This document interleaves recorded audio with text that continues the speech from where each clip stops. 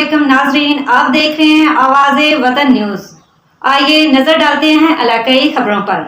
हैदराबाद से सैयद हामिद अली की रिपोर्ट के मुताबिक समंदरी तूफान के बायस हैदराबाद में तूफानी हवाओं और बारिशों के पेश नज़र हेस्को चीफ की हिदायत पर तनावर दरख्तों की कटाई का अमल जारी।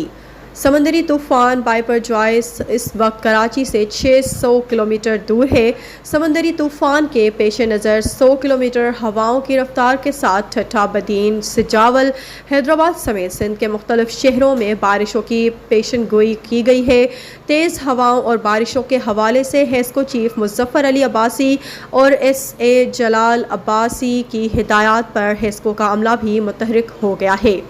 एक्सीन कासमाबाद फारूक तुनियो और चेयरमैन डिवीज़न गुलाम नबी खोसो की क़यादत में हेस्को टीम ने वाधुआ रोड पर मौजूद दरख्तों के तने काटे। हेस्को अमले का कहना था हेस्को चीफ मुज़फ़्फ़र अब्बासी की हिदायत पर उन दरख्तों की कटाई की जा रही है जो मुमकिना आंधी के बायस टूट कर बिजली की ट्रांसमिशन लाइनों को मुतासर करते हैं और इससे बिजली के तरसील निज़ाम में खलल आता है।